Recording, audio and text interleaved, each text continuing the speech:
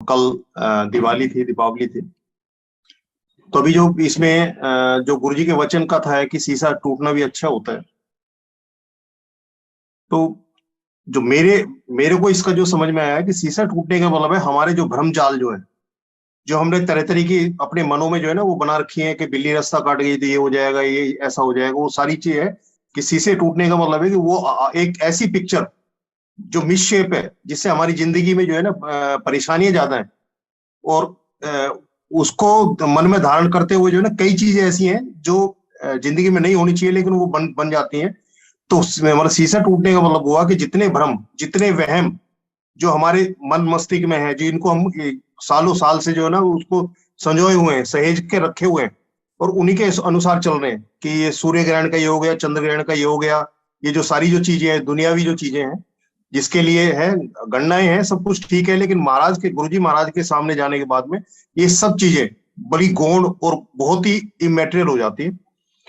और यही है कि जैसे कहते, वैसे तो कहते हैं कि शीशा टूटा तो कुछ अशुभ का संकेत है, लेकिन हमारे यहाँ तो है कि गुरुजी के यहाँ तो जो शीशा टूटने का मतलब सीधा सा है कि आपके जो वहम है, आपके जो भ्रम है, जो हमारी जिंदगियों को एक फ्लो में, प्रवाह में बहने से रोकती हैं।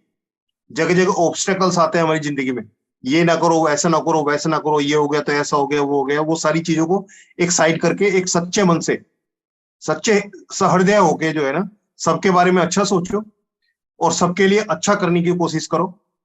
बाकी तो मालिक है। और ये जो गीता का वो है कि कर्म करके और उनको सौंप दो, क्योंकि फल हमारे किसी के हाथ में भी नहीं है।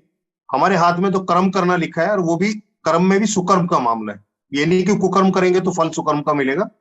सुकर्म जो है, क्योंकि हमारे अंदर जो विवेकशीलता है, जो विवेक का एक गुण है, जो स्पेसिफिक पूरी सृष्टि में जितने भी जीव है उसमें एक जो सबसे एक अलग करता है इंसान को, मनुष्य को जो अलग करता है वो है विवेकशीलता, विवेक।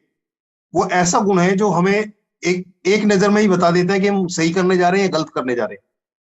ये बात अलग है कि हम अपने फायदे के लिए, अपने स्वार्थ के लिए उस काम को कर गुजरते हैं, जबकि हमारी अंतरात्मा की पहली आवाज होती है कि ये गलत है, लेकिन हम अपना फायदे के लिए, क्योंकि ये दुनिया जो है स्वार्थ से भरी हुई है। तो इसमें से जब स्वार्थ निकल जाता है, परमार्थ की बात आती है, तो दूसरे के प्रति जो है ना दुर्भावना आएगी नहीं, दूसरे के प्रति उसका बुरा सोचने के बारे में सोचेंगे ही नहीं। जब सब एक दूसरे के बारे में अच्छा सोचेंगे तो दुनिया वैसी स्वर्ग हो जाएगी। किसी दूसरी दुनिया में जाने की जरूरत नहीं है स्वर्ग को ढूंढने के लिए, यही दुनिया स्वर्ग हो जाएगी। लेकिन सबकी भावनाएं जो है ना सद्भावना में बदल जाए। क्योंकि अभी पीछे एक वो आ रही थी, एक छोटी सी व्याख्या थी, तो उसमें था कि किसी उसको प्रभु ने 5 मिनट दे दिए कि 5 मिनट में तू अपनी उसमें जो भी लिखेगा वो तेरा तेरा हो जाएगा। तो उसने पहला पन्ना खोला, पड़ोसी का पन्ना निकला, उसमें लिख दिया कि उसका जो है मकान बनने जा रहा है, उसका मकान ना बने, वो सारी कुछ करने के। तो जब उसका अंतिम पन्ना जो है ना उसका आया उसके सामने, तो वो कुछ लिखने जा रहा था, इतनी जो है ना वो छीन ली, बुक छीन ली गई, कॉपी। तो उन्होंने कहा जी महाराज अभी तो मेरा पन्ना आया है, कह रहा भाई 5 मिनट जो तूने दूसरे की बुराइयां, दूसरों का नुकसान करने में बिता दिए, अब तो तेरा टाइम ही खत्म हो गया।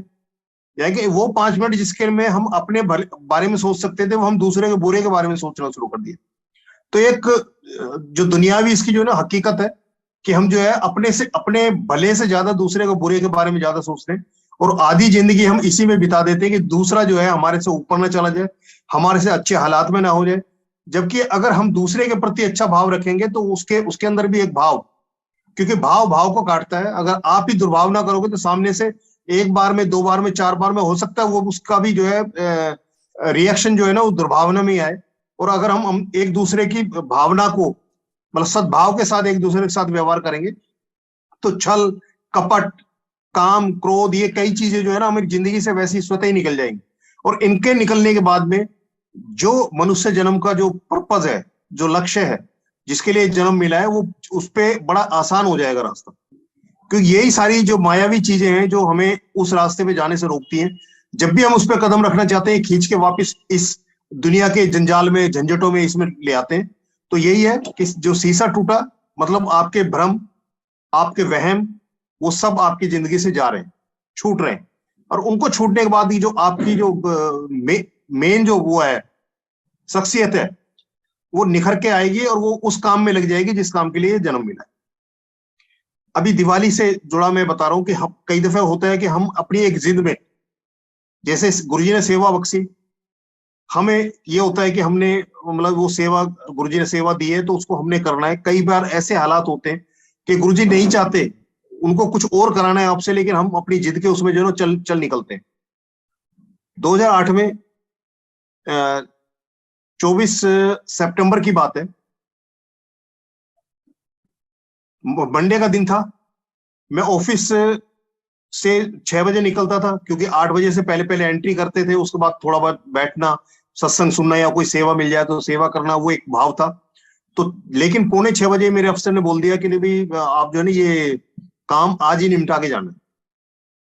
अब मेरा शरीर तो ऑफिस में था, लेकिन मन मेरा मंदिर में चला गया, बड़े मंदिर में, क्योंकि मेरा सुबह भाव था सुबह से कि भी मैं 6 बजे के मैं वहां भागूंगा। और उन्होंने रोक दिया, लेकिन 6:30 बजे उनका फोन कोई आ गया, उन्होंने मेरे को बुलाया, बुला के बोला एकदम से, कह लीजिए एक काम करो, अभी मैं जा रहा हूँ, ये काम कल सुबह आके करेंगे।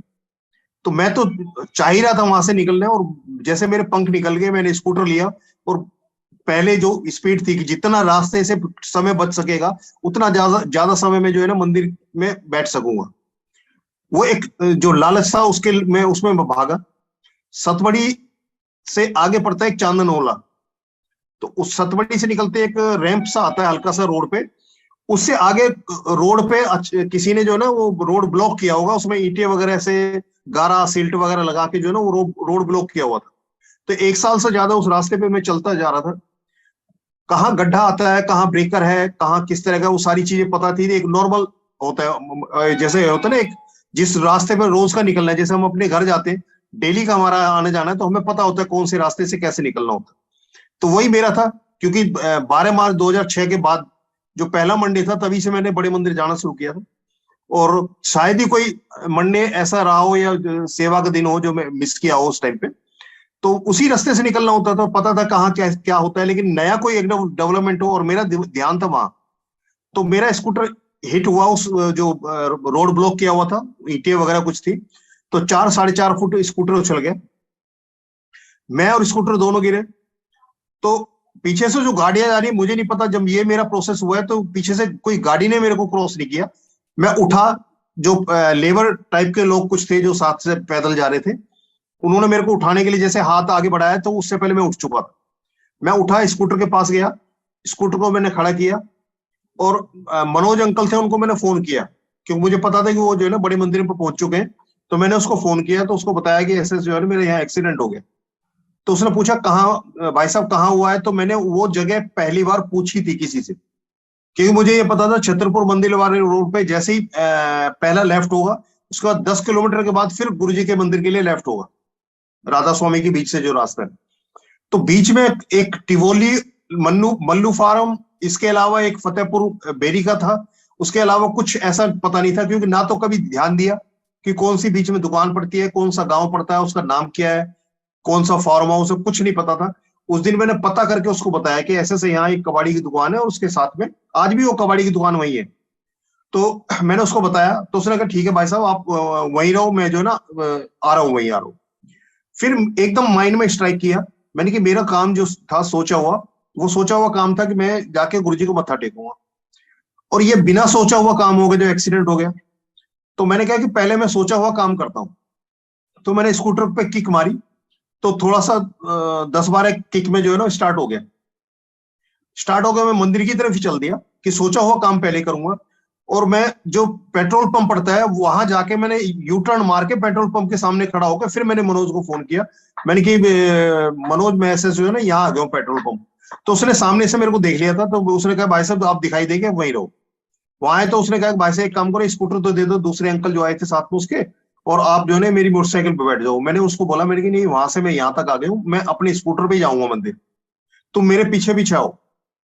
वो मेरे पीछे, पहले तो उसने हॉस्पिटल की बात कही थी कि भाई भाई साहब चलते हैं इसको हॉस्पिटल। मैंने कहा ऐसा है, पहले मैं सोचा हुआ काम करूंगा, पहले बड़े मंदिर जाएंगे, वहीं MRI एक्सरे जो भी कुछ होगा पहले वहां कराएंगे, उसके बाद सोचेंगे।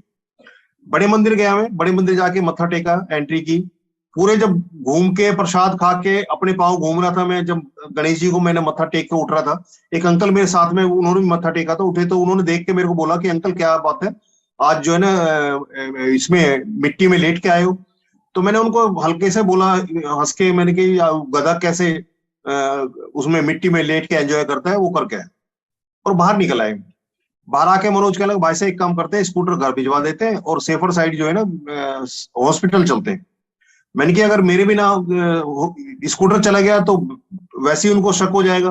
तो मैंने कहा ऐसा है कि मैं स्कूटर पे ही जाऊंगा, हॉस्पिटल भी चलना है तो, और तुम पीछे पीछे आना मेरे। अगर तुम्हें लगता है मेरे साथ कुछ प्रॉब्लम होने जा रही है तो तब तुम जो है वो करना, अदरवाइज मेरे को चलने देना। हम सफदरजंग हॉस्पिटल इमरजेंसी में पहुंचते हैं। वहां 3 डॉक्टर हैं, एक बुखार का पेशेंट उनके पास में, पूरा इमरजेंसी बिल्कुल खाली, जैसे गुरुजी ने पूरा मतलब एकदम तैयार करके रखा हुआ है। मेरे को कुर्सी पे बैठा के डॉक्टर के पास में, तो डॉक्टर पूछा जी क्या हुआ। तो मैंने डॉक्टर साहब से बताया, मैंने कहा जी ऐसे ऐसे एक्सीडेंट हुआ। कहले कहाँ लगी। मैंने कहा जी जो आपको दिखाई दे रहा है वही मुझे दिखाई दे रहा है, बाकी मुझे कुछ पता नहीं है। क्योंकि जिस टाइम मेरे को रोड पे मैं रगड़ा हूँ, मतलब 4-4.5 फुट के गिरा हूं मैं, तो मेरे दोनों कंधे, दोनों कोहनी, हाथ के ऊपर वाले हिस्से और घुटने और जो एंकल वाली साइड है उसमें सब में रोड की रगड़ थी। लेकिन कहीं भी मेरे को दर्द नहीं था, पूरा बॉडी ऐसा था जैसे शून्य, कोई पेन नहीं था मेरे को जो मैं किसी को बता सकूं। तो मैंने डॉक्टर को बताया, उसने कहा जी ठीक है, एक काम करो, टीटी का इंजेक्शन लगवा लो। और मनोज से बोला कि या तो व्हील चेयर या स्ट्रेचर लेके इनको इमरजेंसी ओटी है ऑर्थो की, उसमें ले जाओ। तो मनोज कहने लगा भाई साहब बेंच पे बैठो, मैं भी उसका अरेंज करता हूँ, या तो व्हील चेयर का या उसका स्ट्रेचर का। तो मैं उसको बोला, मैंने कि जब वहां से यहाँ तक मैं उठ के आ गया हूँ तो मैं यहाँ से वहीं चलूंगा, मुझे किसी की जरूरत नहीं है। मैं टीटी का इंजेक्शन लगवा के उसके साथ में पीछे गया, काफी अंदर है वो इमरजेंसी ओटी जो है।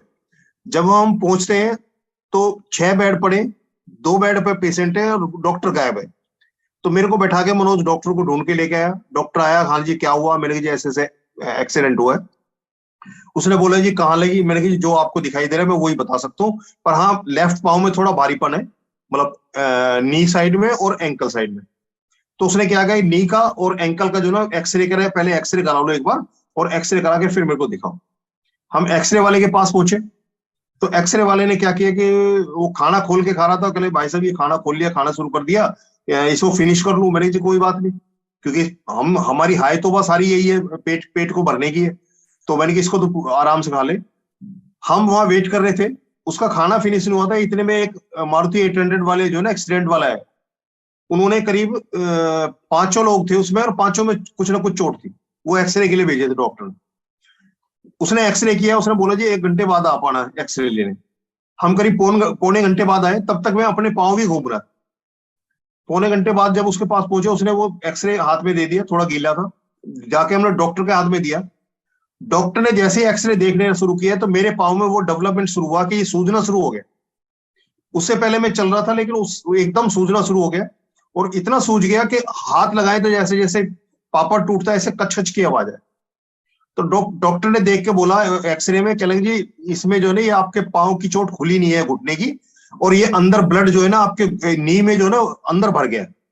तो उसने सिरिंज से काफी कोशिश की, तो कह रहा है जी गाढ़ा हो गया, ये निकल नहीं पाएगा। तो एक काम करते हैं, मैं भी कच्चा प्लास्टर कर रहा हूँ, 3 दिन बाद आना, तो इसको ओपन करके और नी को साफ करना पड़ेगा इस ब्लड को, अदरवाइज ये जो ना जाम कर देगा इसको। रात को हम जैसे पहुंचते हैं, 1:30-2 बजे का टाइम रहा होगा जब हम घर पहुंचते हैं, तो वो पूरा मेरा एंकल से लेके और पूरी थाई तक का जो है ना वो प्लास्टर किया हुआ था। स्कूटर वहीं खड़ा किया, उसकी मोटरसाइकिल पे चढ़ के और वहां पहुंचे। घर पहुंचते हैं, जैसे ही दरवाजा खुलता है तो मेरी आंटी थी और बीच वाली बिटिया जो गुरुजी के पास सबसे ज्यादा मेरे साथ जाया करती थी, तो उन्होंने देखते जो बिटिया ने जो मेरे को बताया, बिटिया कहने लगी पापा सुबह आपने जब मेरे को उठाया था तो मैं आंसुओं से रो रही थी, मतलब उसके आंसू आ रहे थे सुबह सुबह जब मैंने उसको उठाया था। तो कह रही तब मैंने सपना सोच के जो है ना उसको आप कुछ बताया नहीं, मैंने पूछा भी था अभी क्या हुआ, तो उसने कुछ नहीं बताया। तो कहने की पापा सुबह सुबह मुझे दिखाई दे रहा था कि आपका एक्सीडेंट हुआ है और आपकी डेड बॉडी जो है घर पे आई है, और पड़ोसी रिश्तेदार और हम सब बैठ के आपको रो रहे। हकीकत में जो उस दिन एक्सीडेंट में होना था वो होना था, मेरी जो है वो मेरी डेथ कंफर्म थी, जो गुरुजी ने उसको दिखा दिया था सुबह सुबह, जो सुबह के टाइम पे मॉर्निंग में वो पूरे आंसू बह रहे थे उसके सोते हुए के। तो और हुआ क्या, एक पाँव में मेरे जो है उसमें जो प्लास्टर बन के घर आ गया, घर बैठ गया। अब क्योंकि कन्फाइंड कर दिया रूम में, किसी के बिना सहायता के मैं जो है ना इधर से उधर जा सकता ना कुछ कर सकता। उसके बाद 1.5 महीने का उन्होंने प्लास्टर किया था। 1.5 महीने बाद में दिखाने गया, उसने जो ना प्लास्टर तो काट दिया। फिर उन्होंने वो इसकी फिजियोथेरेपी के बारे में बोला कि फिजियोथेरेपी कराओ। तो मैंने कहा कि 1.5 महीने तो मैं घर पे पड़ा हूं, अब किसी को एंगेज करूंगा, भाई को करूं या किसी संगत वाले को करूं जो मेरे को लेके जाएगा फिजियो के पास में, फिर करा के वापस लेके आएगा, यानी कि एक बंदे का और डेली का वो हो गया, छुट्टी हो गई।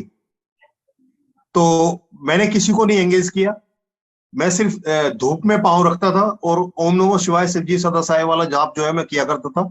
और जो जेल डॉक्टर ने जो ट्यूब दे रखी थी वो लगाया इस पे और इसको मोड़ने की कोशिश करता। तो जब मैं डॉक्टर के पास गया इसको जो पीरियोडिक जो इसकी वो चेक कराना था, तो डॉक्टर ने इसका मूवमेंट देखा, मेरे से कहने लगा जी बड़ा अच्छा इसका मूवमेंट है, आप कहाँ से फिजियो करा रहे हो? तो मैंने डॉक्टर को बोला मैं जी मैं तो कहीं से फिजियो नहीं करा रहा, और मैं तो सिंपल घर बैठ के जो है ना इसको अपने आप ही कोशिश कर रहा हूँ।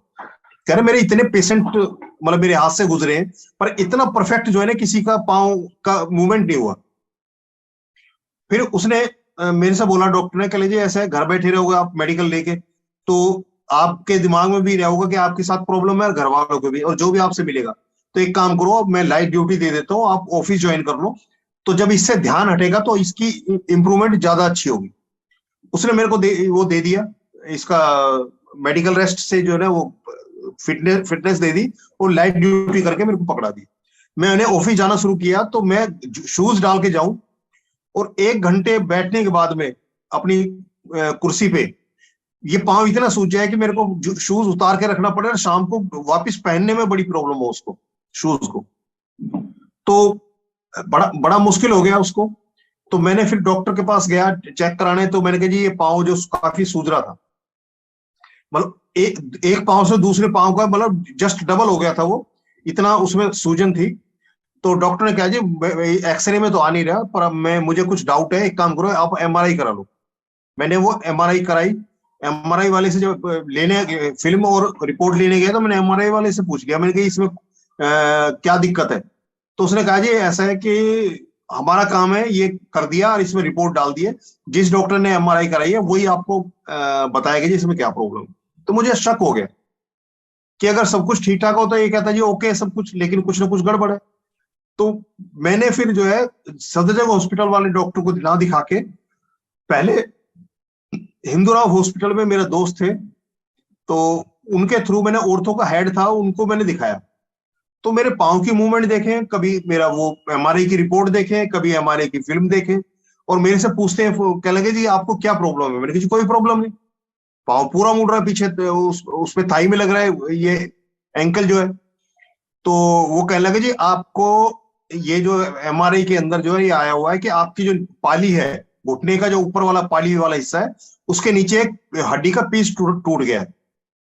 तो उसने कहा कि एक काम करना कि ये इसका ऑपरेशन मत कराना, अगर आपको कोई दिक्कत हो तो दवाई गोली से काम चला लेना करके 3 पॉइंट ऐसे हैं जिसको हम बड़े आसानी से खोल लेते हैं, पर उसकी रिकवरी बड़ी लिस्ट है। एक घुटना बताया था, एक हिप बताया था और एक सोल्जर बताया था। जब मैं सफदरजंग वाले डॉक्टर के पास गया हूं मैं उसे लेके, डॉक्टर ने देख के बोला एमआरआई को, क्या लगे जो मेरे को शक था वो तो है, इसमें वो प्रॉब्लम तो है, पर ऑपरेशन के बारे में 6 महीने बाद बात करेंगे। यानी कि मेरे को कुछ कहना ही नहीं पड़ा और उसने 6 महीने का अपने आप ही टाल दिया कि 6 महीने बाद बात करेंगे ऑपरेशन के लिए। वो पांव का हिस्सा जो ऐसा था कि आज भी वो पीस अंदर टूटा हुआ पड़ा है, हाथ लगाएंगे इसमें आज भी वो सूजन है, थोड़ा हाथ लगाने से पता लगता है, नीचे रखने से भी पता लगता है। लेकिन तो वो दिन है 2008 का और आज तक जो है ना कभी इसमें इतना पेन नहीं हुआ कि मेरे को 1/4 भी कोई गोली जो ना पेन किलर की खानी पड़े, या मैं 1 घंटे के लिए भी अपने या 5 मिनट के लिए भी अपने काम से इसकी वजह से दूर रहा हूं। लेकिन डॉक्टर ने मेरे को बता दिया था कि भी आपके पाँव में जब भी ये अटक जाएगा पीस तभी ऑपरेशन के अलावा कोई चारा नहीं होगा। तो मैं इस पाँव को बड़े संभाल संभाल के चलने लगा, बसों में जाना बंद कर दिया, स्कूटर पे भी इस पाँव को उठा के रखता था हाथ से, कहीं ये कि इसमें जैसे ही झटका लगे कुछ हो तो इसे अटक ना जाए। उस दौरान में जब मैं अपने घर पे इस पाँव की वजह से था और मंदिर नहीं जा पा रहा था, लेकिन अंदर भाव चल रहा था अंदर एक भाव था कि जो डेली जाने वाला, 7 दिन जो है ना गुरुजी के उसमें जाने वाला, मतलब 4 दिन है बार स्टेट, और फिर भी ये उसमें बाद में बड़े मंदिर शुरू हुए थे, उन बड़े मंदिर में सेवा में, बुधवार की सेवा, मंडे की सेवा, वो सब चलता था। और वहां से एकदम से आदमी को ब्लॉक करके बैठा दी जाए तो उसके अंदर का ये जो मन पंछी है ये उड़ता है, ये जाता है बार बार। तो वही मेरे साथ हो रहा था। उसी दौरान में जो मेरे साथ सेवा करते थे, एक अंकल का फोन आया कि अंकल आप मंदिर जाने लगे। मैंने कि मैं तो अभी ना तो खुद जा सकता हूँ और ना कोई मेरे पास साधन है ऐसा। तो उन्होंने कहा कि ठीक है अंकल, मैं आपको जो है ना मंदिर जाते हुए ले जाऊंगा और वापसी में जो है ना आपको छोड़ता हुआ निकल जाऊंगा। अब जिस दिन उन्होंने बोला था तो मैं तैयार हो गया। अब तैयार तो मैं हो गया टाइम के पे, मुझे पता था कि इतने बजे तक चलेंगे तब जाके वहां सेवा करेंगे। वो अंकल आए नहीं। आंटी पूछने लगी कि वो तो तुमने जाना था मंदिर कह रहे थे। मैंने कि वो आएंगे तो जाऊंगा, लेकिन मैंने उनको फोन नहीं किया क्योंकि वहां जाके वो सेवा में एंगेज होते थे। अगले दिन मैंने उनको अंकल को फोन किया, मैंने अंकल आप तो आ रहे थे और मैं तो तैयार होकर बैठा रहा। वो अंकल कह लगे जी आपके बारे में क्या सोचते हैं, मैं ही बड़ी मुश्किल से मंदिर पहुंच पाया। वो हफ्ते भर का भी टाइम नहीं रहा हुआ, एक दूसरे अंकल का फोन आया हालचाल पूछने, उन्होंने भी वही मंदिर वाली बात की और एक कमिटमेंट कर लिया मेरे से कि मैं आपको मंदिर लेके जाऊंगा और वापसी में छोड़ जाऊंगा। फिर मेरी वो जो उमंग थी वो बनी और मैंने फिर तैयार होकर बैठ गया। उस दिन वो अंकल भी नहीं आए। अगले दिन उनको जब मैंने फोन किया, ले अंकल आप तो कल आने वाले थे मंदिर ले जाने के लिए और आपने तो वो उन्होंने अंकल ने फिर बताया कि अंकल आपको क्या कहा, मेरे ही जाने के लाले पड़ गए, मैं ही नहीं जा पाया मंदिर। उसी पीरियड में जो है ना एक अंकल का फिर फोन आया हाल चाल के साथ में। उन्होंने फिर एक कमिटमेंट किया, कह लगे जी अंकल मैं आपको लेने आऊंगा और आपको ले जाती बार ले जाऊंगा और वापस छोड़ जाऊंगा। तो मैंने उनको हाथ जोड़ लिए। मैंने कहा अंकल पहले 2 बार ऐसा ऐसा हो चुका है, जिसने भी मेरे को ले जाने की बात सोची है वो उसके खुद के जाने के बांधे हो गए, तो इसलिए आप रहने दो, जब गुरु जी की आज्ञा होगी तब मैं वहां चला जाऊंगा। मैंने उनको रोक दिया। उसके बाद दिवाली से कुछ दिन पहले मेरे अंदर एक वो आया कि मैंने गुरुजी इससे ज्यादा सजा मैं सह नहीं सकता, तो अब जो है ना मैं दिवाली को मत्था टेकना चाहता हूँ। ये बात मैंने अपने अंदर रखी क्योंकि साधन कोई था नहीं, मैं गाड़ी चला नहीं सकता था और न स्कूटर चला सकता था, कुछ ऐसा था ही नहीं मेरे साथ में। तो मैंने वो कर दिया। हमारा एक सिस्टम था कि मदर जो ट्रांसएम ना रहती थी, जो घर था हमारा, हम मदर के पास जाके त्योहार मनाया करते हैं। तो उस दिवाली पे जो है ना मेरे छोटा भाई था तीसरे नंबर का, उसकी वाइफ ने बोला कि भाई साहब तो इस बार आ नहीं सकेंगे और जब भाई साहब नहीं आएंगे तो बच्चे भी नहीं आएंगे। तो उन्होंने अपना प्लान बनाया कि पहले जाके भाई साहब के यहाँ दिवाली पूज लेते हैं और दिवाली पूजने के बाद हम फिर अपने यहाँ के अम्मा के साथ में यहाँ पूज लेंगे। तो वहां से वो जमुना पार से डोमेस्टिक एयरपोर्ट के पास मेरे पास आए। मेरा भाई, उनकी वाइफ, उनका साला और 2 बच्चे उनके, पांच पांच लोग वो मारुति 800 में आए वहां से। और वहां आके जैसे ही वो पहुंचते हैं, बिना उनके पूछे कि उनका प्रोग्राम क्या है, मैंने बोला, मैंने कि फटाफट जो दिवाली मनानी है मना लो और मैंने जो ना बड़े मंदिर जाना है मत्था टेक। अब छोटे भाई ने वो उसने अपोज नहीं किया, ना उसने अपना प्रोग्राम बताया कि मैं हमने सिर्फ यहां तक होकर पूछ के वापिस जाने का प्रोग्राम है। मैंने बड़े मंदिर बोल दिया क्योंकि जैसे पता लगा गाड़ी से आए तो मैंने बोल दिया। तो उन्होंने फटाफट पूजा और चलने के लिए तैयार हो गए बड़े मंदिर। तो उससे पहले वो कभी गए नहीं थे, तो बड़े मंदिर का या गुरुजी का यहाँ का जो है ना सिस्टम उनको पता नहीं था। तो उनको था कि जैसे नॉर्मली और मंदिर में होते हैं, जाओ अपना दर्शन करो और निकल के वापिस आ जाओ प्रसाद लेके। तो वो ऐसे ही हुआ। 5 लोग वो आए थे। जब तैयारी की मंदिर जाने की बात हुई तो मैं, बिटिया, बेटा और आंटी, 4 हम तैयार हो गए। और आंटी ने देखा कि गाड़ी छोटी है तो मेरे से बोले कि ऐसा है कि इस गाड़ी में तो इतने सारे लोग आएंगे नहीं, तो एक काम करते हैं कि आप जो है ना आप लोग चले जाओ और मैं रहने देती हूँ। मैंने कि कोई बात नहीं, जितने लोग तैयार हो गए नीचे चलते हैं, जितने जो गाड़ी में आ जाएगा चला जाएगा। हम 4 5 लोग वो, मतलब 2 बच्चे थे और 4 लोग हम, 9 लोग मारुति 800 में बड़े मंदिर गए उस दिन दिवाली वाले दिन। मेरी अंदर की जो भाव था, मैंने कहा था गुरु से कि इससे ज्यादा सजा नहीं सह सकता और दिवाली पे मैं मत्था टेकना चाहता हूं। तो मैं वहां पहुंच गया। वहां पहुंच गया तो उन्होंने दर्शन किए, मत्था वगैरह टेका भाई ने, और उसके जो साला साथ में था, तो भाई के ससुर का फोन आना शुरू हो गया कि भाई हम तुम्हारी इंतजार कर रहे हैं, तो तुम आओगे तो हम ये दिवाली पूजेंगे। मैंने उनसे बता भी दिया, मैंने कि गुरु जी के यहाँ एक प्रोसेस है कि 9 बजे आरती होगी गुरु जी की, उसके बाद लंगर होगा और उसके बाद हम यहाँ से निकलेंगे बड़े मंदिर से आगे लेके। उन्होंने मेरे से तो बोल दिया, लेकिन उनके बेटे को, अपने बेटे को या अपनी बेटी को जो है ना, उन्होंने शायद फिर दोबारा फोन किया होगा। तो उन्होंने प्रेस किया बार बार के नहीं भाई साहब हम जा रहे हैं, वहां हमारी इंतजार हो रही है वो दिवाली पूजने के लिए। तो मैंने जब ज्यादा उन्होंने किया, मैंने बोला कि मैंने कि ठीक है एक काम करो, आप जो है मत्था टेको, गुरु जी से आगे लो और निकल जाओ। जब वो फाइनली चलने लगे, बड़े हॉल में जाने लगे, तो मेरे भाई के जो दो बच्चे थे उसमें से छोटा वाला बेटा जो है ना वो गायब। अब वो उनको मिले ना, वो सारे ढूंढे अलग अलग जगह बड़े मंदिर में। अब जितना बड़े मंदिर का स्पेस है उसमें खोना मतलब बहुत बड़ी बात है कि कोई खो जाए। लेकिन ये गुरुजी का एक अपना तरीका था कि मेरे बार बार कहने से, मेरी बार बार रिक्वेस्ट करने से वो नहीं रुक पा रहे थे। और मैंने उनको बोला था कि भाई 9 बजे आरती होगी, उसके बाद लंगर होगा और तब यहाँ से गुरुजी से आगे लेके जाने का है। उन्होंने नहीं मानी। और वो जब फाइनली वो उनका बेटा मिला मेरे पास, फिर आए वो, क्योंकि मैं सेवा में लग गया था, पाँव की वजह से थोड़ा वो तो था, लेकिन एक आदतन था कि जहाँ सेवा का भाव होता है तो सेवा ऑटोमेटिकली वहां चले जाते हैं। तो मैं उधर था, उन्होंने आके मेरे को बोला कि वो भाई साहब हम जा रहे हैं। मैंने कहा ठीक है। मैंने कहा फिर भी अंदर जाके जो ना बड़े हॉल में जाके गुरु जी से आगे ले।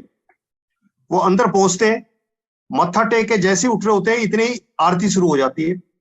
वैसे तो किसने आरती में शामिल होना है वो लिस्ट पर्चियां वगैरह डल के वो होती थी संगत की, लेकिन वो उसमें शामिल नहीं थे। पर वो उस घेरे में आ गए जिसमें वो आरती थी। और मेरी जो भाई था उसकी वाइफ जो है उसके हाथ में वो आरती की थाली भी आई। तो उस समय जो इसका दिवाली की जो वो आरती हो रही थी गुरु जी की, आरती करने के बाद वो तो वापिस आए, आके कह लगे भाई साहब आप लोग कैसे आओगे। मैंने कि गुरु जी ने जब यहाँ तक पहुंचा दिया तो वापिस जाने का भी बनेगा। और वापसी में हम दो उसमें आए। मेरे जो भाई है उसकी वाइफ ने बताया कि मेरे से पहले मनोज ने उनको अप्रोच किया था गुरुजी के यहाँ एम्पायर स्टेट आने के लिए। तो उस समय उसके पास मोटरसाइकिल थी। तो वो कह लगे, वो कहती थी कि मैं एक तो अपने हस्बैंड के बिना नहीं जाऊंगी गुरुजी के यहाँ, और दूसरा बच्चे भी साथ होंगे। उनके अपने एक मन था।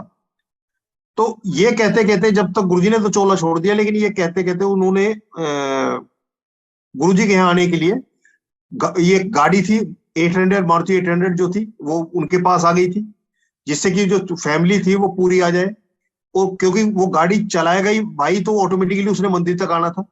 और वो एक गुरुजी ने ऐसा बहाना बनाया कि उनको जिस दिन गुरुजी ने मत्था टिकाया उस दिन उनके हस्बैंड उनके साथ थे, मतलब मेरा भाई साथ था, उनके दोनों बच्चे साथ थे, इवन उनका उनका अपना भाई भी उनके साथ था। तो ये गुरुजी, क्योंकि कोई भी त्योहार जब से गुरुजी के साथ जुड़े, गुरुजी के प्रेजेंस में बनाने में जो मतलब एंजॉयमेंट होता है, बाकी उससे बाहर कहीं लगता नहीं। एक टाइम ऐसा था कि बड़े मंदिर में मोमबत्तियां लगाई थी संगत ने, और अगले दिन मेरे ख्याल में 2 बोरे शायद जो है ना मोम निकला था। वो पूरे मंदिर का वो हो गया था, पूरा मोमबत्ती से रिमेन्स जो बचते हैं वो सारा हो जाता। उसके बाद से फिर देखा कि गुरुजी ने जो खूबसूरती बनाई है मंदिर की, जिस तरह से गुरुजी मेंटेन करते हैं, जिस तरह से साफ सफाई रखते हैं गुरुजी, तो उसमें ये सारी चीजें ना थोड़ी गड़बड़ होती है। वही व्यवधान वाली जो चीज है, उसके बाद से एक बाहर स्टैंड लगना शुरू हो गया था कि जिसने भी दिवाली की जो है वो मोमबत्ती वगैरह जलानी है वो सिर्फ यहाँ बाहर जलाएं। बड़े मंदिर के अंदर जैसी सजावट है, जो कुछ उसमें ना कोई प्लस करे ना कोई इसमें माइनस करे। और ऐसे गुरुजी का जो ये सत्संग होता है उसमें भी जो पुष्प चढ़ाने की व्यवस्था है ना, वो जैसे मंदिर में कहीं ऐसा वो नहीं है व्यवस्था की कहीं जो ना फूल फेंक के मारोगे, कहीं गुरुजी की गद्दी पे मारोगे या उस पे करोगे। जो सजावट होगी सारी संगत की तरफ से ही वो होती है सारी सजावट। तो अर्पण तो हो चुका ऑलरेडी, अब उसकी इतनी अच्छी सजावट के बाद में उसको फूल फेंकने से, इधर से उधर करने से, वो सारी जो गुरुजी की जो व्यवस्था है वो सारी तितर बितर हो जाती। इसलिए सत्संग में भी है ना, फूल चढ़ाने के लिए मेरी समझ में नहीं है कि रखा जाए। जितने जो फूल उसमें सजावट में लग चुके हैं, जो रंगोली बन चुकी, जो गुलदस्ते या जो कुछ लग चुके हैं, उसके अलावा एक्स्ट्रा वो जो चढ़ाने के लिए जो होता है, क्योंकि चढ़ाने के लिए हमारे पास सिर्फ हमारे भाव है, हमारी श्रद्धा है, हमारा विश्वास है जो उनको दे सकते हैं, वही उन तक पहुंचता है। तो उस मेन ये है कि आप अपनी उस व्यवस्था में अव्यवस्थित करने के लिए जो फूल चढ़ाने का जो सिस्टम है ना, इसलिए गुरुजी के यहाँ कोई है नहीं कि वो पेटल्स रखे जाए कि उसको कोई उड़ाता जाए, बखेरता जाए, ऐसे फेंक के मारे, वो कुछ नहीं होता उसमें। और इतना सुंदर गुरु जी का जो है, अभी दिवाली है, दिवाली में जो लोग बड़े मंदिर गए होंगे तो देखा होगा कि कितना अच्छा खूबसूरत, अंदर पहला कदम रखते ही जो ना लगता है कि हाँ स्वर्ग में आ चुके हैं। और जब तक उसके अंदर रहेंगे वो वही फीलिंग आएगी कि इंसान जो है ना इस दुनिया से कट के एक दूसरी दुनिया में विचर रहा है। और पूरे मन के अंदर, अगर आप, वो कहते हैं कि तन मन धन से अगर पूरे वहां हो, आपका मतलब शरीर जहां है वहीं आपका मन है, तो फिर आप पूरी तरह से एंजॉय कर सकते हैं। और मेरे साथ तो आज तक ऐसा कोई वक्त नहीं आया कि मैं मंदिर में अंदर पांव रखूं और फिर बाहर की दुनिया से अटैच रहूं। बहुत ऐसा चांस नहीं है कि मैं मतलब घर घर के लिए भी फोन करने की कोशिश की जाए, और फोन भी अगर घर वालों को पता है, आंटी को, बच्चों को पता है कि मैं मंदिर गया हूँ या गुरु जी की सेवा में गया हूँ, तो 99% जो है ना उनमें से कोई फोन नहीं करता कि भाई मैं कहाँ हूँ, कब आ रहा हूँ, क्या कर रहा हूँ, क्या नहीं कर रहा हूँ। उनको पता है कि महाराज जब तक आज्ञा नहीं देंगे तब तक वहां से वापसी होगी नहीं। मतलब उनके कहने करने से कोई ऐसा कोई फर्क पड़ने वाला नहीं है, क्योंकि जो सेवा बख्शी है उसको सेवा भी करनी है। जो टाइम गुरुजी ने रखा हुआ है वो टाइम भी गुरुजी का है, क्योंकि गुरुजी की हजूरी में जो टाइम हमने बिता दिया, जो सांस हमने ले लिए, वो हमारे हिस्से से नहीं घटते, वो सब मालिक के हिस्से में जाते हैं। और यही वो चीज है जिससे कहते हैं कि गुरुजी के यहाँ आने से बरकत बढ़ती है, इनकम बढ़े ना बढ़े। ये उस सत्संग का एक पार्ट था कि वो दिवाली वाले दिन जो है ना मेरे 9 लोगों को मारुति 800 में गुरुजी ने वहां पहुंचाया। उनकी जो एक अरदास थी कि वो अपने हस्बैंड के साथ में, बच्चों के साथ में जब जाए मंदिर गुरुजी को मत्था टेकने, तो वो उनके साथ में, वो उनके साथ थे। और इवन उनका भाई भी, वो इन एडिशन था कि उनको उनको जोड़ने के लिए उनके भाई को भी उसमें शामिल कर लिया, जो आज तक भी गुरुजी के साथ जुड़ा हुआ है। ये गुरुजी की अपनी व्यवस्था है, किसको कैसे जोड़ना है, किस तरह से जोड़ना है, हमारी औकात नहीं है। हमारे मन में भी तभी भाव आता है किसी को बोलने के लिए, बताने के लिए, जब हम किसी को दुखी देखते हैं, किसी की परेशानी देखते हैं, तो हमारे अंदर गुरुजी भाव पैदा करते हैं कि हम उसको बोलते हैं कि ऐसे ऐसे हमारे गुरुजी हैं, आप वहां जाओ और आपका कल्याण हो जाए। जब तक उनका आदेश नहीं होगा तब तक हमारे अंदर वो भाव भी नहीं आएगा। और ये बहुत वह कई ऐसे हैं जब गुरुजी चोले में थे उस समय उनको बोला गया, लेकिन उनके अंदर भी भाव नहीं आया, बोलने के बाद भी हमारे हमसे कहलवाया भी, उसके बाद भी नहीं हुआ। मेरा एक दोस्त है, मतलब बहुत क्लोज उसमें है, जब मैं गुरुजी के यहाँ से कभी यदा कदा कभी ऐसा टाइम मिला उनके यहाँ जाता था, तो जहां गुरुजी ने अपने बारे में बात करानी होती है तो गुरुजी वहां पहुंच जाते हैं, और वो बात गुरुजी ने अपने सत्संग कराए। उन्होंने सत्संग सुने, लेकिन बात आई गई, कभी उनकी तरफ से नहीं आया कि इनिशिएटिव कि आप आओ। ना मैंने कभी उनको बोला कि ऐसे से गुरुजी के यहाँ चलो। एक बार मेरे को पता लगा उनके मदर जो है वो हिमाचल प्रदेश से जो है ना, वहां से चंबा से आगे पड़ता है उनका गांव, तो वहां से वो दिल्ली आए हुए, कोई उनको बीमारी थी, परेशानी थी, उसका इलाज कराने के लिए आए। तो मैं उनसे मिलने गया था। तो जब मैं उनको मिलने गया तो मैंने देखा कि उनके राइट पांव में एक घाव हो गया था, जिसके अंदर 3 बड़ी पट्टियां दवाई की में भिगो के अंदर घुसानी पड़ती थी। तो जब मैं गया तो मेरे को बताया दोस्त ने कि डॉक्टर ने ये बोला है कि ये जो पांव में गलाव शुरू हो गया है, अगर ये ऐसे ही चलता रहे तो पूरे शरीर में फैल जाएगा, तो इसको रोकने के लिए पांव काटना पड़ेगा। मेरे अंदर वो भाव आया कि पहले मैं सत्संग उनके यदा कदा जब मैं सुनाता था तो कोई ऐसे नहीं, लेकिन उस दिन मेरे पास भाव आया। और 12 मार्च 2006 को जो मेरे हाथ में गुरुजी का स्वरूप आया था, जब उसने, मनोज ने बोला था कि टाइमिंग प्रायोरिटी गुरुजी के, कब किसको क्या कितना कैसे देना है ये गुरुजी डिसाइड करते हैं, और मैं चुपचाप साइड में कोने में खड़ा हो गया। और जब आगे लेने का के लाइन में लगे हुए थे, तब वो अंकल आए, सिंगला अंकल, और मेरे पास आके उन्होंने जेब से 2 स्वरूप निकाले, एक मुझे दिया था और एक किसी और को, और अंदर चले गए थे। वो स्वरूप मेरे पास था उस टाइम तक। तो मेरे मन के अंदर भाव आया, यानी कि गुरुजी का पहला स्वरूप मुझे मिला था, तो उससे ज्यादा प्यारी चीज कोई होगी नहीं कि गुरुजी की कोई एक पहचान, गुरुजी का कोई एक स्वरूप जो मेरे हाथ में आया था।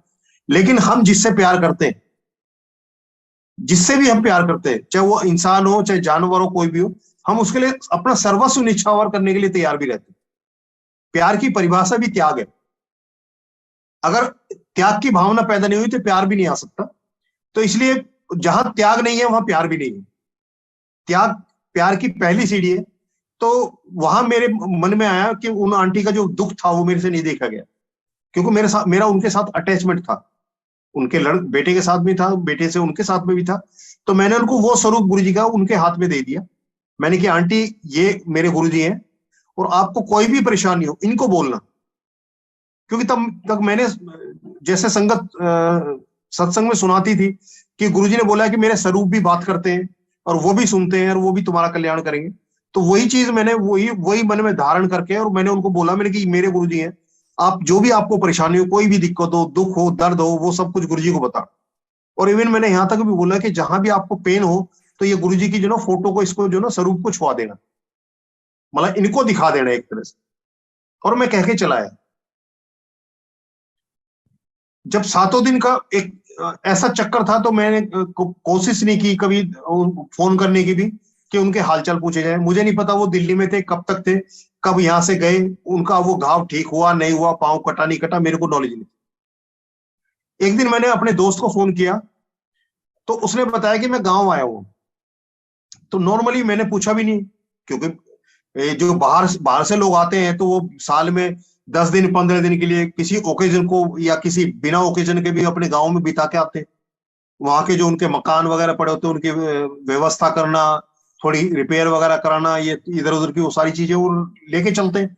और खास तौर पे मैंने जो देखा, जो पहाड़ों में लोग रहते हैं उनका अटैचमेंट जो है, जो मैदानी इलाके के लोग हैं उनसे कहीं ज्यादा होता है। क्योंकि हमारे साथ में कुछ लोग हैं जो रिटायर होकर वापस अपने उसी गांव में मतलब पहाड़ों में जाके वापस बसे। सारी जिंदगी दिल्ली में नौकरी करने के बाद में वापस वहीं बसे। और मैदानी इलाके के बहुत लोग ऐसे हैं जिन्होंने अपना गांव, खेत खलियान सब कुछ बेच के दिल्ली में जो है ना अपना वासा कर लिया और वापस मुड़ के कभी देखते भी नहीं है। मैं भी उनमें से एक हूँ। मेरे बाबा जी ने भी सब कुछ जो है वो गांव का मकान, गांव के खेत, वो सब कुछ वो बेच बाच के दिल्ली के होके रह गए। तो मुझे नहीं पता था। मैंने उसको फोन किया, पर उसके एक ऑफिस से वाले से किसी से बात हुई। उसने मेरे को बताया कि भाई ऐसे ऐसे उनकी तो मदर एक्सपायर हो गए और उसकी वजह से वो गाँव गए। अब उनका अगर वो मेरे को बताता वक्त से उनकी मदर एक्सपायर हो गई, तो क्योंकि मैं उनका धर्म भाई था, उसकी शादी में धर्म भाई बना था, तो मेरा फर्ज बनता था कि मैं उनके यहाँ जाऊं, गाँव जाऊं। पर जहां तक ये है कि गुरुजी जहां हमें नहीं जाना या जहां से हमें गुरुजी रोकना चाहते हैं, तो वो मतलब खबर तक भी मेरे तक नहीं आई। उसने भी फोन पे मेरे को बताया नहीं तब कि मैं इस वजह से गाँव में आया हूँ। तो जब वो वापिस आ गया, जब उसने बताया था आने का टाइम, तो उसके बाद में वो मिलने गया। एक जो सोशल रेस्पॉन्सिबिलिटी है उसको मैंने पूरा करने के लिए उससे मिलने गया। तो उसके घर गया तो जाके बातों बातों में मेरे को एकदम ख्याल आया कि हो सकता है वो जो बीमारी थी, जो उनके पाँव में गलाव लग रहा था, उसकी वजह से, पाँव कटने की वजह से उनकी ये डेथ हुई है। तो मैंने उनको बोला अच्छा उनके वो जो आंटी के जो पाँव की जो प्रॉब्लम थी उसका क्या हुआ। तो उनकी जो मेरे दोस्त की वाइफ है, उन्होंने बताया कि भाई साहब वो तो जो है ना, मतलब वो जो गुरुजी के स्वरूप उनके हाथ में आए थे, उसके 15 दिन के अंदर ही वो हील अप होना शुरू हो गया। इतनी भयंकर मतलब जो वो उनको दिक्कत थी, जिसमें डॉक्टर कह रहे हैं कि पाँव काटना पड़ेगा, अदरवाइज ये पूरा गलाव जो है ना, ये जो गलने का है, सड़ने का, जो पूरे शरीर में फैल जाएगा। उनका पाँव भी नहीं कटा और वो हील अप हो गया, अपने ठीक ठाक हो गए। वो उसमें गए थे गाँव में, और कह रहे अब जो उनकी डेथ हुई है वो एक नॉर्मल डेथ हुई है, उसमें वो बीमारी का कोई रोल नहीं। और उन्होंने एक सबसे जो एक बड़ी चीज बताई, उन्होंने ये बताई कि भाई साहब वो जो फोटो आप दे के गए थे गुरुजी की, वो हमेशा वो अपने हाथ में रखते थे, साथ में रखते थे। और अगर गलती से वो फोटो इधर दाएं बाएं हो जाए तो मतलब जब तक वो फोटो ना मिल जाए तब तक वो इतने बेचैन रहते थे कि बोल वो फोटो हाथ में आने तक जो है ना वो उसको पूरा घर सिर पर उठा लेते। अब गुरुजी का उन आंटी का क्या रिश्ता रहा, ये उनके बच्चों को भी नहीं पता, ना मुझे पता, ना मैं समझना चाहता, क्योंकि हर एक का इंडिविजुअल रिश्ता है गुरुजी के साथ में। और उस रिश्ते के बीच में कोई तीसरा है ही नहीं, मतलब किसी का रोल भी नहीं है। तो मैंने उनको भी नहीं पता, पर उन्होंने एक और बात बताई कि उनकी जब वो एक्सपायर हुए, अंतिम सांस जब उन्होंने लिया, तब भी उनकी मुट्ठी में गुरुजी की वो फोटो थी, वो स्वरूप था गुरुजी का। और चिता के अंदर भी जब गए तो साथ में गुरुजी का फोटो भी गया। मतलब ये इतनी बड़ी चीज है कि वो कभी गुरुजी के सत्संग में नहीं गए, गुरुजी के मंदिर कभी नहीं गए। एक बार मेरी उनकी मुलाकात हुई है, गुरुजी का स्वरूप उनको दिया गया। उसके बाद उनका और गुरुजी का जो रिश्ता बना वो गुरुजी जानते हैं या वो जानते हैं जो चले गए, ना उनके बच्चों को पता है ना मुझे पता। लेकिन एक इतने भर में क्योंकि मेरे अंदर एक भाव आया था उनको, उस दर्द को, दुख को देख के। क्योंकि हम, होता है ना कि जिसके साथ हमारा अटैचमेंट है, रोड पे कोई एक्सीडेंट हो जाए, अगर आपका जानकार है तो आपके कदम वहां से हिल नहीं सकते। और अगर आप उसको नहीं जानते तो बस एक थोड़ा सा एहसास होता है कि भाई किसी की जवान बच्चा चला गया, किसी का घर खत्म खराब हो गया, ये सब कुछ हो गया, लेकिन अंदर वो एहसास नहीं आएगा जो आपका जिसके साथ अपनापन है उसके दुख को सुन के आएगा। तो वो स्थिति मेरी थी कि मेरा उनके साथ अटैचमेंट था, और उनका जब मैंने दुख मेरे से नहीं देखा गया, गुरुजी ने भाव भरा और मैं उनको वो फोटो दे के आ गया, और उसी से उनका कल्याण हो गया। जो डॉक्टर पांव काटने की बात करते हैं ना, वो पांव कटा, वो चोट भी ठीक हो गई, और एक नॉर्मल डेथ उनको मिली, जो एक हर इंसान की एक फाइनल वो होता है कि आदमी अपने चलते फिरते हाथ पांव से जो ठीक ठाक ही जो है ना इस दुनिया से चला जाए, ना खुद दुख भोगे, ना अपने नियर डियर को जो है ना दुख भोगने के लिए मजबूर करे। ऐसे होते बहुत सालों साल जो है ना बेड रिडन हो जाते हैं, वो खुद भी मौत मांगते हैं, और उनके जो देखने वाले हैं, जो उनके जो परिवार के हैं, उनके जो रिश्तेदार हैं, उनको देख देख कर उनको इतना दुख होता है कि वो एक अंदर से अरदास करने लग जाते हैं कि ये इस दुख से अच्छा है कि ये भगवान इनको लेके चला जाए। ऐसे हालात हो जाते हैं कि उनके अंदर इस तरह का भाव आ जाता है। जो मेरे घुटने में चोट लगी थी, जो आज भी बताते हैं, घुटना मेरा बताता है कि मैं हूं, उसी दौरान में जब मेरा पांव सूज जाया करता था, तो मैं पालम से एक वो ले आया सैंडल, जो ऊपर से जो है ना ऊपर वाला हिस्सा भी उसका खुल के ढीला हो सकता था और पीछे का भी ढीला हो सकता था, कि पांव अगर सूज भी जाए तो उसको ढीला करके मैं उसको पहन के चल फिर सकूं या आ जाऊं। 2-2.5 महीने हुए थे मेरे को उसको यूज करते हुए। इतने में ही एक दिन वो नीचे से गंदे हो गए, किसी उस पर पांव पड़ गया मेरा, और मेरे को धोने पड़ गए। तो मैंने उनको जैसे ही धोने के लिए उनको डाला, उल्टा किया, नीचे जो उसके सोल में जो लगा हुआ था उसको साफ करने के लिए उल्टा किया। जैसे ही साफ करके पानी डाला तो मैंने देखा कि मेरा राइट पांव का जो सैंडल है उसका 10 नंबर है, और लेफ्ट वाला जो है वो 11 नंबर। और मैंने कहा ये मिसमैच हो गया। तो मैं स्पेशली उस दुकानदार के पास गया ये कंप्लेंट करने कि भाई तुमने ये क्या किया है। वो कह लगे जी क्या हुआ, तो मैंने दोनों सैंडल उतार के और उलट दिए। उसकी समझ में नहीं आया, कह लगे जी क्या हुआ। मैंने कहा भाई देखो, एक पांव मेरे को 10 नंबर दिया और एक 11 नंबर दिया। तो दुकानदार ने मेरे को बताया जी भाई जी ये जो माल था ये इसका एक भी पीस बचा हुआ नहीं है, और आप कंप्लेंट करने आए हो, कोई दूसरा कंप्लेंट करने आया आज तक। और कह रहा फाइनली जब हम इसको पैक करते हैं, ग्राहक को देते हैं, तो ये इंश्योर करते हैं कि ये जो पेयर जो है ना वो इक्वल वाला हो, क्योंकि अगर गलत चला गया तो एक जोड़ी हमारी वैसे खराब हो जाएगी। तो ये हम पक्का करते हैं, इंश्योर करते हैं। तो और मैं उनको बोल के चला आया ये बात, मैं उसको कंप्लेंट भी कराया, वापिस भी आ गया घर पे, बात आई गई होगी।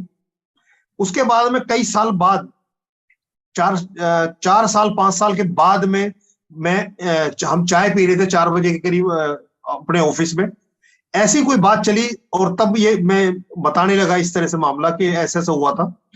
फिर एकदम क्लिक किया कि ये उस ना दुकानदार की कोई गलती थी ना मेरी कोई गलती थी। उस समय मेरी जो पांव की हालत थी, ये जो लेफ्ट पांव मेरा सूज जाता था, अगर मेरे को लेना होता तो एक 10 नंबर और एक 11 नंबर ही लेता, तभी इन पांव का जो है ना वो उस टाइम की जो है पांव की स्टेट थी वो उसमें वो कामयाब था। अब गुरुजी ने क्या किया कि एक जोड़ी खर्चे में मेरे जो है ना वो पेयर जो है ना जो मिसमैच वाला करके वो पूरा कर दिया। दुकानदार कहता है कोई कंप्लेंट करने नहीं आया, और वो ये कहते हैं कि फाइनली हम जब रखते हुए यही देखते हैं कि दोनों एक हो। और मेरा 10 नंबर और 11 नंबर का मतलब है कि मेरी जो पांव की अवस्था थी उस समय एक लेफ्ट में 11 नंबर ही आना था और राइट में 10 नंबर आना था। तो ये गुरुजी का था कि एक ही खर्चे में वो काम कर दिया, और मैं उसको कंप्लेंट करने जा रहा हूं अलग से हटके। ऐसे बहुत से सत्संग हैं जो हमें पता ही बहुत बाद में लगते हैं।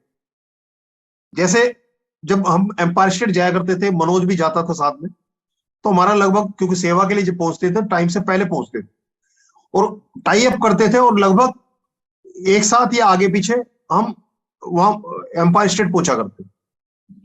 वो अपने एक्सीडेंट के एक्सपीरियंस बताया करता था, गुरुजी के यहाँ जाने के बाद भी उसके एक्सीडेंट हो रहे थे।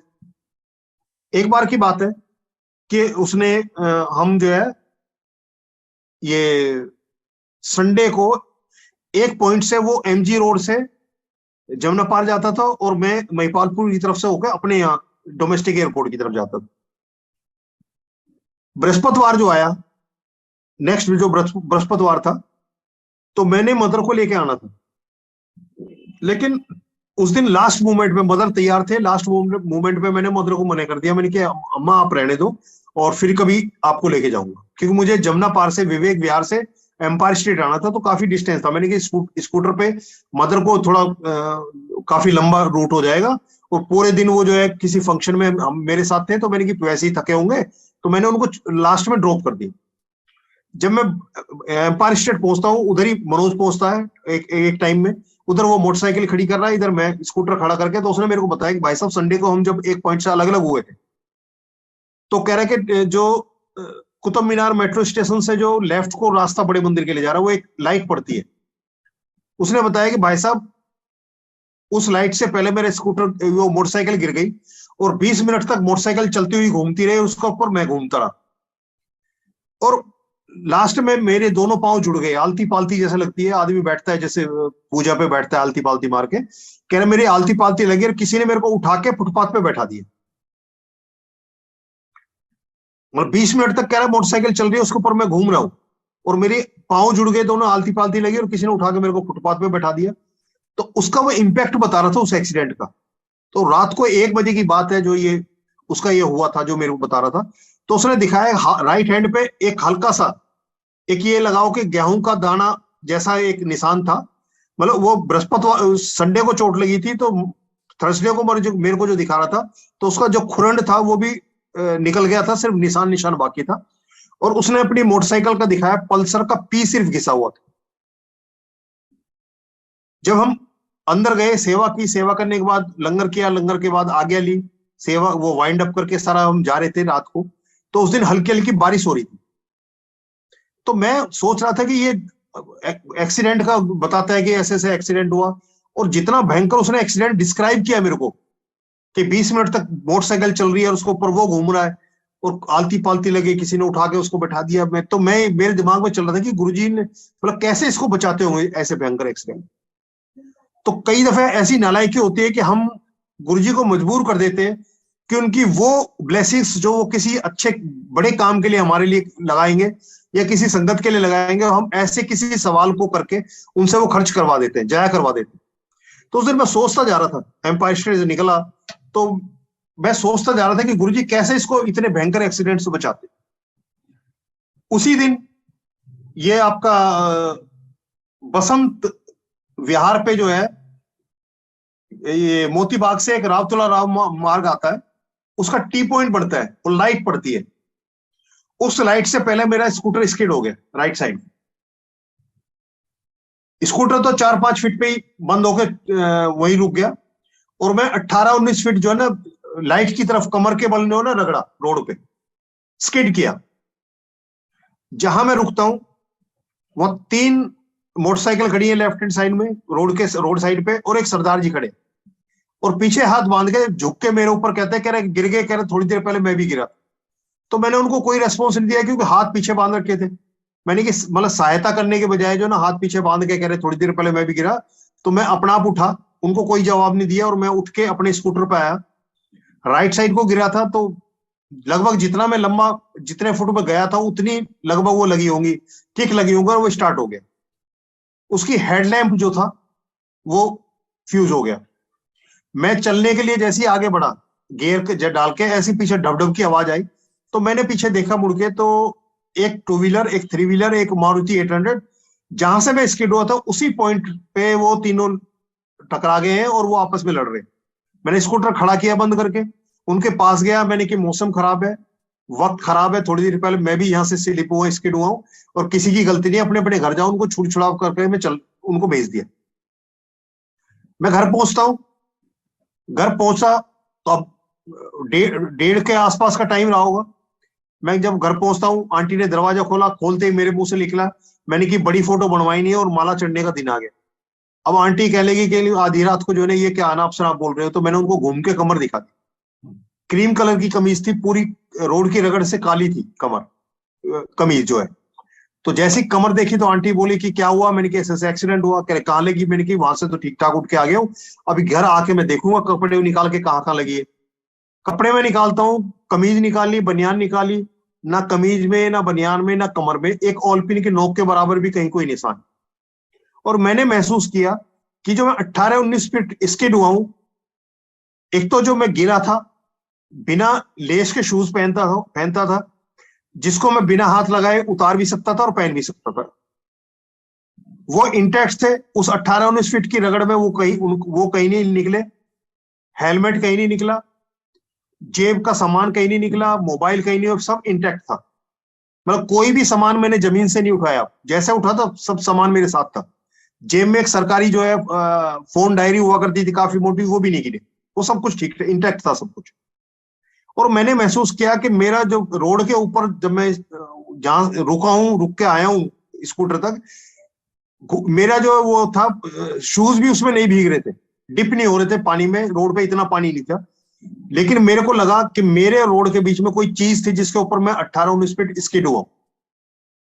यानी कि आज मैं समझता हूं कि मनोज को कैसे बचाते थे गुरुजी, तो वो गुरुजी ने प्रैक्टिकल मेरे साथ करके दिखाया कि 18-19 फीट रोड की रगड़ लगती है एक ओलपिन की नोक के बराबर भी कमीज में, जबकि जो रिमेन्स थे रोड के, जो कालस जो लगी थी कमर पे, वो 2-3 धुलाई के बाद भी जो है ना ठीक से नहीं निकले थे उसके, क्रीम कलर की कमीज से। लेकिन शरीर में कहीं कोई दिक्कत नहीं है। स्कूटर में टोटल खर्चा 40 रुपए आया। अगले दिन उसी रूट से जब मैं ऑफिस आया तो मैंने वहां देखा ना कोई तेल पड़ा हुआ था जहां से मैं स्किड हुआ था, ना वहां पानी का कुछ ऐसा था। और मैंने जो महसूस किया कि मेरे और रोड के बीच में कोई चीज थी जिसके ऊपर मैं 18-19 फीट स्किड हुआ। बात आई गई होगी, सत्संग बहुत बार सुना है। अभी लॉकडाउन के बाद, करीब पहले लॉकडाउन के बाद सेकंड लॉकडाउन में जब यही सत्संग चल रहा था, तो जब आप सत्संग करते हैं तो वो पूरी पिक्चर जो है ना एक तरह से हमारे माइंड में आगे सामने जो है ना वो नजर आने लगती है। उसमें मैं देखता हूं कि जब मैं वापस चलाऊं और उनका छूट छुड़ाव को है पीछे जो टकराए थे, और मैं घर की तरफ चलाऊं, तो ना वो 3 मोटरसाइकिल थी और ना वो सरदार जी थे वहां मौजूद। और फिर दूसरे 3 अगर मोटरसाइकिल है तो एटलीस्ट आदमी 3 होने चाहिए। फिर मैंने वो जो गुरुजी ने जो मेरे उसमें माइंड में जो क्लिक कराया कि ये वो 3 मोटरसाइकिल वो थी जो गुरुजी के यहाँ आने से पहले मनोज की 1 साल में 29 एक्सीडेंट में खत्म हुई थी। और साक्षात गुरुजी जो सरदार जी के रूप में खड़े थे, और जिस तरह का उनका जो मतलब पोस्चर था पीछे कमर पर हाथ रखने का, वो साक्षात जो गुरुजी का जो अपना एक तरीका था वो था। तो साक्षात गुरुजी उन 3 मोटरसाइकिल लेके खड़े थे और मेरी नालायकी का जवाब दे रहे थे कि कैसे मैंने उसको बचाया और कैसे मैं संगत को ऐसे भयंकर उससे बड़े मतलब आराम से उसको बचा लिया करते हैं। ऐसी कई दफे होता है कि किसी रास्ते में कोई डेवलपमेंट है, कोई समीकरण बना हुआ है हमारे नुकसान के लिए। जो शीशा तोड़ने वाली जो बात थी आज के, शीशा टूटता है तो अच्छा होता है, तो ऐसे ही वो था। एक बार हम बड़े मंदिर में सेवा कर रहे थे, मैं था, मनोज था और कई सेवादार थे हम सेवा में। उस दिन एम्पायर स्टेट में शाम को ज्यादा से जाके सेवा करनी थी, वहां की तैयारी करनी थी। तो हमने जब चलने से पहले मैंने मनोज को बोला, मैंने कहा मनोज आज तेरी भाभी भी जो है ना गुरुजी के यहाँ जाने के लिए एम्पायर स्टेट कह रही थी, तो मैं एक काम करता हूँ, मैं थोड़ा जल्दी निकल कर तेरी भाभी को लेके एम्पायर स्टेट पहुंचता हूँ और तू सीधा पहुंच वहां एम्पायर स्टेट और वहां जाके अपना संभाल वो सेवा को। तो मनोज ने मेरे को बोला कि भाई साहब एक काम करो, आप जाके जो है ना एम्पायर स्टेट में वो सेवा का देखो, मतलब जल प्रसाद का, शू का, हैंड वॉश वगैरह का वो सारा था। और कुछ जो हमारे साथ संगति वो जो है इसमें पार्किंग में हुआ करते थे। तो कहने लगा मैं भाभी को जाके ले आता हूँ। तो मेरे से करीब 20 मिनट पहले वो बड़े मंदिर से निकल गया मेरी आंटी को लेने के लिए, और मैं 20 मिनट बाद में निकलता हूँ क्योंकि जो थोड़ा बहुत हाथ में इन हैंड जो सेवा थी मैं उसको फिनिश करके निकला, वो पहले निकाल दिया था। तो मैं जब चलता हूं तो बड़े मंदिर से, तो उसी रास्ते पे वो जो वी पॉइंट बनता है, एक तरफ छतरपुर मंदिर की तरफ जाता है, एक तरफ कुतुब मीनार मेट्रो स्टेशन की तरफ रास्ता जाता है, वो उससे पहले लाइट से पहले खड़ा हुआ है और मेरी इंतजार कर रहा है मोटरसाइकिल खड़ी करके। और जैसे ही मैं वहां पहुंचता मेरे को रोक कर बोलता है, और मैंने कहा कि भाई तेरे को तो वहां जाना था, तू गया नहीं। कह रहा भाई साहब आप भी चलो, मतलब भाभी को लेना है आप भी चलो। तो मैंने उसको बोला, मैंने कि जब मैं नहीं जाना तो एक काम कर, तू एम्पायर स्टेट निकल जा और मैं वहां चला जाता हूँ तेरी भाभी को लेने। मैं आगे आगे निकला। जब मैं वहां स्कूटर रोकता हूँ अपनी सरकारी क्वार्टर के वहां मेहराम नगर में, पुलिस कॉलोनी में, तो मैंने देखा पीछे वो भी आगे खड़ा हो गया मोटरसाइकिल लेके। अब वो आ गया, मैं ऊपर पहले फोन कर रखा था, आंटी तैयार थी, लिए मैंने अब स्कूटर पर बैठा कर पहुंच गए एम्पायर स्टेट, गए अपनी वहां सेवा में लग गए। आंटी अपने वहां उसमें जो प्रोसेस था उसमें चले गए। रात को आए तो कोई बात नहीं हुई हमारी, वापिस आ गए। अगले दिन जब हम सेवा में जाते हैं तो मैंने मनोज को बोला, मैंने कि मनोज जब मैं जा ही रहा था तो मेरे पीछे तू क्या करने आया था, तेरे को तो एम्पायर स्टेट जाना था। कह रहा भाई साहब यही पूरे रास्ते मैं भी सोचता गया कि जब भाई साहब जा ही रहे तो मैं क्यों जा रहा हूं, पर मेरे से रुका नहीं गया। और कह रहा मैंने कुछ करा ही नहीं, तो यही मैं कर रहा था कि डबल पेट्रोल क्यों फूक रहे, लेकिन मेरे से रुका नहीं गया, मैं आपके पीछे पीछे गया और आपके पीछे पीछे आया। यानी कि जो छतरपुर मंदिर से लेफ्ट साइड को एम्पायर स्टेट जाना था, ना तो उस टाइम में गुरुजी ने मनोज को जाने दिया, ना मेरे को जाने दिया। अब वहां हमारे लिए क्या चीज थी जो हम अपने भाग्य में लिखा के आए, जो विधि का विधान था वो क्या था, लेफ्ट साइड में ना मेरे को जाने दिया ना उसको जाने दिया। वो मेरे पीछे पीछे बेवजह गया और बेवजह वापिस आया। वो कह रहा मेरी समझ में नहीं आ रहा था, और मैं मेरे से रुका भी नहीं गया, मैं आपके पीछे ही चला जाता हूं। तो कई दफे गुरुजी ऐसे समीकरण बदल देते हैं। हमारी जो कहते हैं ना, गुरुजी के पास जो है ना वो पेंसिल भी है और वो रबर भी है, जिससे मिटा के रीराइट करते हैं हमारी डेस्टिनी को। और ये उस दिन भी कुछ ऐसा ही रीराइट गुरुजी ने किया कि उस रास्ते पे जो डेवलपमेंट था मेरे लिए या मनोज के लिए, हमें दोनों को उससे रोका गया और हम दोनों को एक पीरियड के लिए उधर भेजा मेहरम नगर, और वहां से फिर हम वापस वहां पहुंचते। ऐसे एक बार बरसात हो रही थी, बड़े मंदिर में हम सेवा करके लास्ट में निकलते थे, पूरे बड़े किचन के बर्तन वगैरह सब मांज के धो के पहुंच के वो सब कुछ रख के पूरी किचन को साफ करके पूरा मंदिर साफ करके तब निकला जाता। उस दिन हल्की हल्की बारिश हो रही थी, तो कमल अंकल थे मेरे साथ में, उनके पास एक मारुति थी 800 थी, 10-10 नंबर था उसका। तो वो उनके पापा थे, वो थे, तो मेरे से कह लगे एक काम करो अंकल, आप स्कूटर यहीं छोड़ दो और बारिश हो रही है तो एक काम करो आप और मेरी जो बिटिया थी बीच वाली, वो कह लगे आप जो ना हमारे साथ चलो, हम आपको छोड़ते हुए निकल जाएंगे। वो रोड ही रहते थे। तो मैंने उनको बोला कि मैं ऐसा है कि भी स्कूटर तो मेरे को कल भी चाहिएगा, तो मैं इसको तो नहीं छोड़ सकता, तुम एक काम करो इसको बिटिया को ले जाए, इसको छोड़ते हुए निकल जाना। उन्होंने बिटिया को बैठाया, फिर मैंने उनको मोबाइल भी दे दिया, आइडेंटिटी कार्ड भी दे दिया, पैसे भी दे दिए, सब कुछ उनको पकड़ा दिया। फिर मेरे उसमें आया कि मैं स्कूटर पे जाऊंगा, अगर कोई मेरे से रोक के पूछेगा कौन हो तुम, तो मेरी आइडेंटिटी खत्म, आइडेंटिटी कार्ड में दे चुका, पैसा जेब में एक नहीं, और मोबाइल भी मैं किसी को मोबाइल भी नहीं कर सकता। तो मैंने उनसे आइडेंटिटी कार्ड और मोबाइल ले लिया, बाकी सब सामान दे दिया, बिटिया को दे दिया कि ले जाओ। वो तो निकल गए।